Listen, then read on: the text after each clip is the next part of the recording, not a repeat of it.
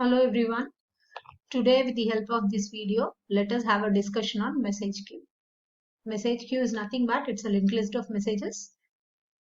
The message queue, when at the time of creation, uses kernel space, and each message in the message queue is identified with the help of a identifier.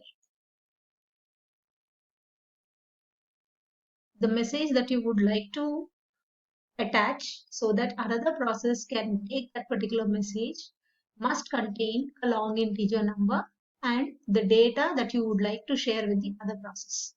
At the time of creation of message queue, the very first data structure that gets filled is what is called as MSQ, message queue ID underscore data structure. If you have gone through the previous videos, you must have learned about IPC underscore perm. The entry of that data structure with a name called MSG underscore perm is what is stored inside MSQ ID underscore data structure, along with the other entries called the first address of the first message, the address of the last message, number of bytes available in the complete message queue, number of messages which are there in the message queue, the maximum space that is being provided inside the message queue, ID of that process which has last placed the message in the message queue using MSG send, the process ID of the process which has latestly received a message with the help of MSG RCV, the time of last sending, the time of last retrieval, the time of controlling latest control time. So this is the data structure which is first filled whenever we try to access the message queue with the help of MSG get for the sake of creation of it. Now, how do I imagine this message queue would look like? So this is the table that I was talking about, n rows in one column, where each cell will have this data structure. This entire data is part of every cell that is there. So if you see this particular message table that you find, you can understand that you have a provision of 4 messages that can be added, 1, 2, 3 and 4. And each of this cell will have the message queue data structure entries, and from which, because of this pointer, you will be taken to the first message. This is the first message which will contain two things inside. One is the type of the message, which is a long integer number, and the second is the message that you would like to share with other process. This is first message of that type. This is the second message. This is the third message. So this message queue will contain a provision of 3 messages inside. So similarly, you can have n number of message queues where their identification is done with the help of this message table, wherein you can have n number of messages inside the message queue also. If I have to look at this particular image with the help of data inside, this is how it looks like. So this is one cell. The highlighted cell that you find here is what is expanded for you to understand. So this is how it looks. So here I have the type of the message, which is a long integer, the data of the message. Because this data that you're placing inside is user defined, so you can even include the length, the size of your data that you would like to share. Point that we are supposed to remember is this entire part is given space inside the kernel. So let us understand this with the help of a diagrammatic pictorial representation. So there is a sender process which would like to add a message to a particular receiver process. So it goes for the sender process goes for preparing your message with the help of message type, number of bytes and the actual message. This is what is found in this box, and it has to find out what is a key with which this message queue is being identified. Taking help of that key, it goes for adding its own message to this particular queue with the help of MSG SND. Accessing of this message queue, as we learned earlier, can be done with the help of MSG get, GET, MSG GET. Sending can be done with the help of MSG SND, MSG sending, message sending. So once this job by the sender process is completed, the sender process will go away from its area and you are ready with your message inside the message queue. Now the receiver who wants this data will come ahead, again access this particular message queue with the help of MSG get. Then using the system call MSG RCV, it goes for retrieving the message from the message queue. Now the point that we have to remember is, whenever a sender and receiver would like to access this message queue, the one that has to match between both of them while using MSG get would be the key. When receiver wants to receive this message only, leaving this one, then the receiver has to match with the sender's message type, which is an entry inside the message. A long integer number of type M type is added by the sender. So that long integer number is what to be used by the receiver to receive the exact message of its own choice. So if I go and recollect the previous talk, we learned about 4 system calls which are part of your message queue. MSG get, MSG send, MSG RCV, MSG control. So these are the header files which I need to use on the top while I am using any one of them. So directly going into the syntax of the very first one, MSG get, we learned in the previous examples also, it needs 2 parameters. One is the key and one is the flag. So whichever process would like to create will create a key and then create message queue. So whichever process tries to access will use the same key as a creator and try to access the same message queue. So while you are creating, we know that we need even to have the access permissions because we are creating it for the first time.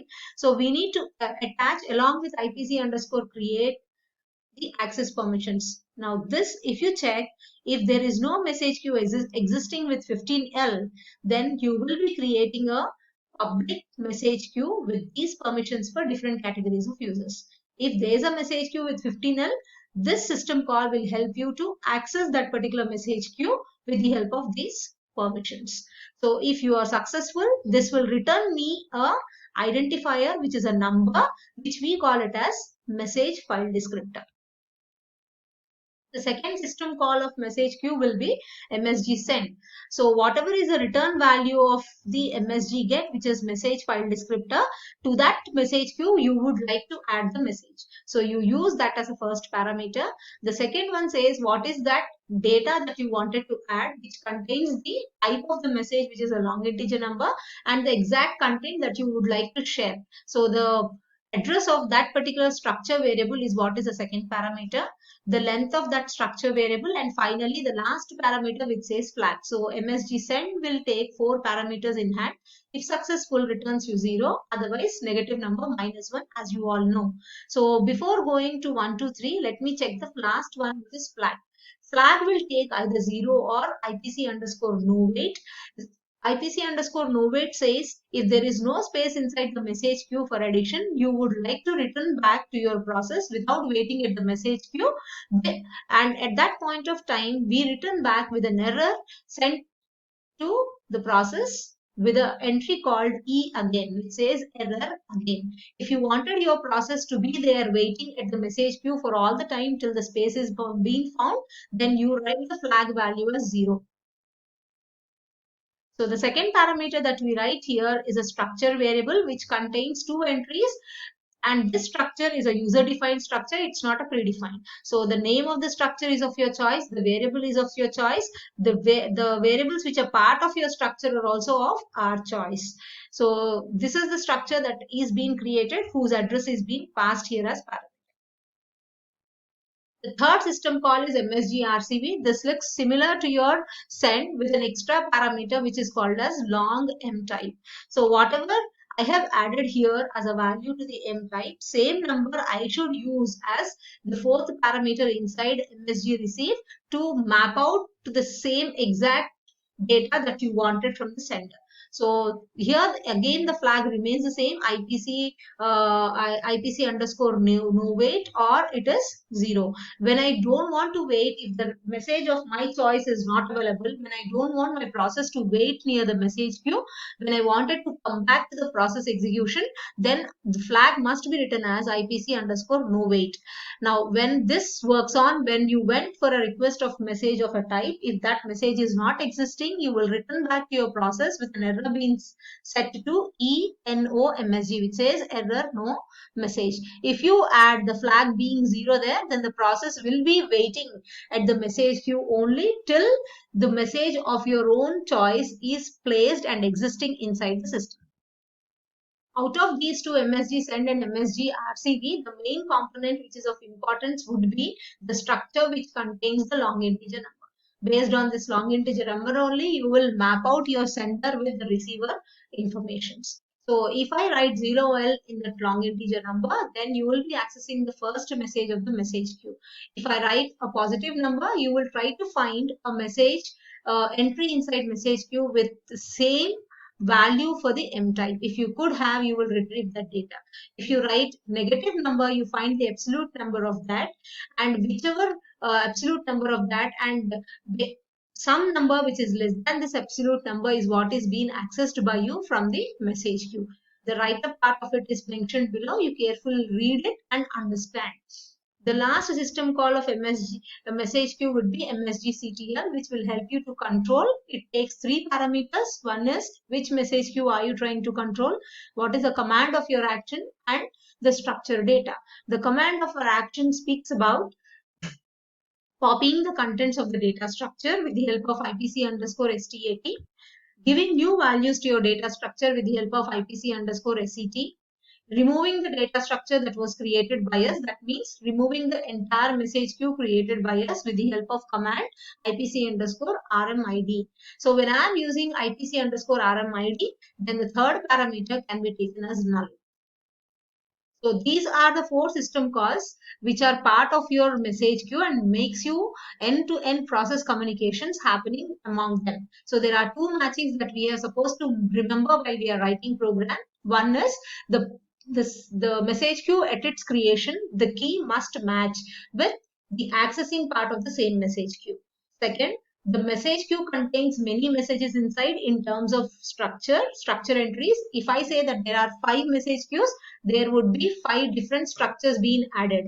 Each structure must have type and data inside. So out of these 5 structures, which data the receiver wants, that structure data which is in terms of your message type must be used by him as 4th parameter inside MSG RCV.